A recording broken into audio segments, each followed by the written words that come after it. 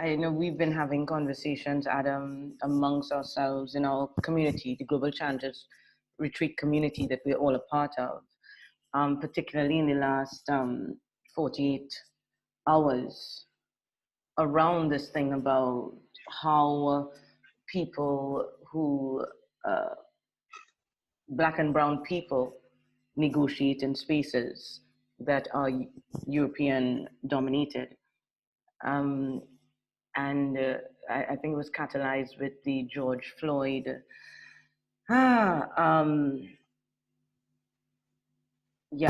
murder that we all looked at, and it was interesting that you said that, very quickly we stop seeing, what people look like on the outside when we connect with the underlying motivations. And we're in a really difficult situation where what I'm seeing is that people are seeing Black and brown people's colors threatening and negative, and therefore reacting to them in that basis. And then there's another school of thought developing that the right way to approach this is to not see color and to look underneath to what the motivation is. And I'm wondering how you would respond to those who are on the Black and brown side receiving this oppressive, let's say, perception of self projected onto them, who say, no, but you need to be able to do both. You need to be able to see my color, understand my color, and also see and understand what that means in relationship with you, because it means something, and also see my underlying motivations and human, drives. I wonder how you would respond to that.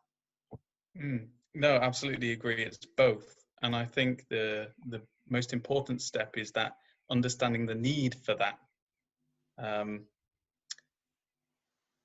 I was talking to some people yesterday about the fact that it feels like there's been some kind of imaginary threshold that has been reached in modern society, which says, because there is now legislative equality by and large, so for example, in the most extreme situation, slavery has been abolished in its previous form. There are now different forms of it, and the laws might say that there is equality, but a lot of white people don't recognize that there's more than that. The perception is often, well, now we've got this equality, if you're still causing a fuss about it, you've got to get over it, type thing.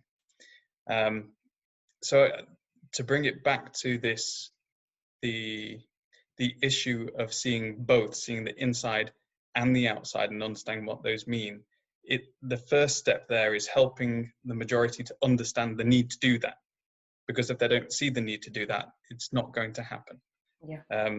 So that's a big step that I think we need to take. And there are different ways of going about it, and I don't have the answers.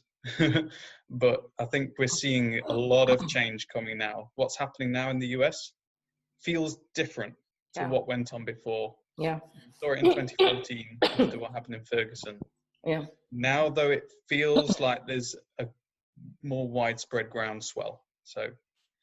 Yeah, because I think you're seeing more allies coming out in the protests as well. Yes. And so, Adam, I think it's about how do we construct narratives that are that are inclusive, and that the majority can see themselves in that narrative and can understand the role that they can play to bring about the shift. Because we have this legislative equality, but imposed on a space that was already unequal.